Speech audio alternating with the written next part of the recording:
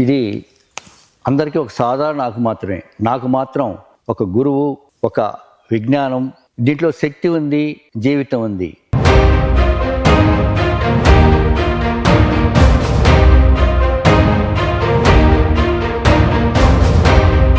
నా కథ మొదలైంది ఇక్కడే.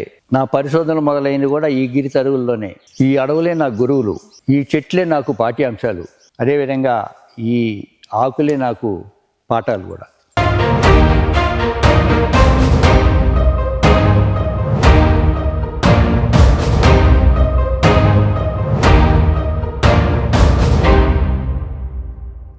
నమస్తే, నా పేరు గల్లా చంద్రశేఖర్.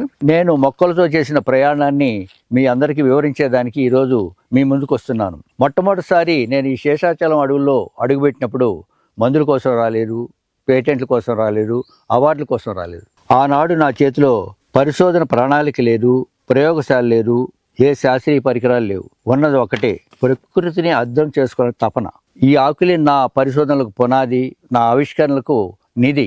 నేను నేర్చుకున్న గొప్ప పాఠాలని కూడా ఈ అడవిలో నేర్చుకున్నాను. ఈ ప్రకృతి నాకు నేర్పింది. ఈరోజు ఆ పాఠాలతోనే మేము మరింత ముందుకెళ్తున్నాను.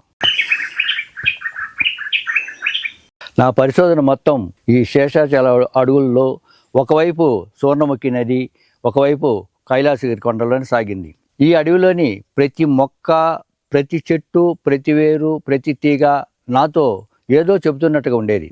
విశ్వవిద్యాలయాల్లో పుస్తకాలు చదివి విజ్ఞానం సంపాదిస్తారు. నేను మాత్రం ఈ అడవిలోని ఆకులనే పుస్తకాలుగా చదివాను. ఏళ్ల తరబడి వేలాది మొక్కలను గమనించాను, వాటి జీవితాన్ని పరిశీలించాను. అప్పుడు ఒక ప్రశ్న నన్ను ఆలోచింపజేసింది. ప్రకృతిలో ప్రతి సమస్యకు ప్రకృతిలోని పరిష్కారం ఉంటుందా?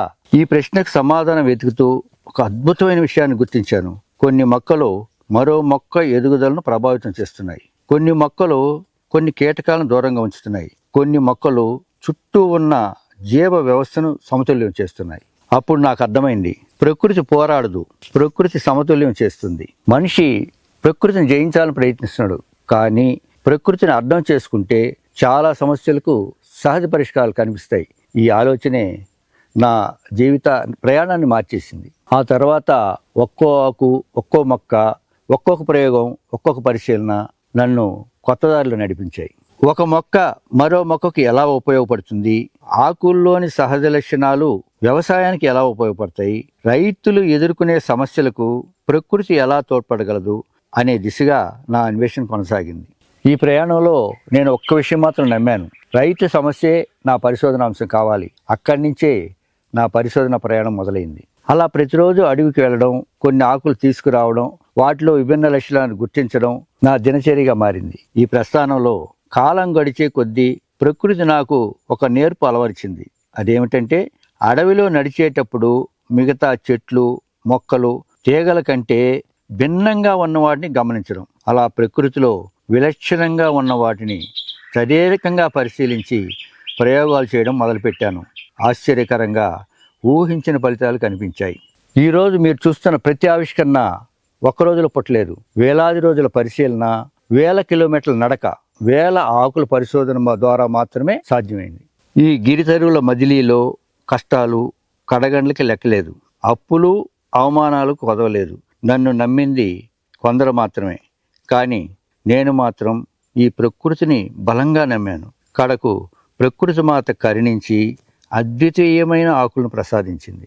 అలా మొదట శ్రీశైలం, తర్వాత నులిపురుగుల నియంత్రణపై పరిశోధనలు, ఆ తరువాత కలుపు నియంత్రణ, తర్వాత పంట ఎదుగుదలకు తోడ్పడే ఆకుల ఆధారిత ద్రావణాలు. ఈరోజు మనం కనిపెట్టాను, మనం చెప్పుకోగలం.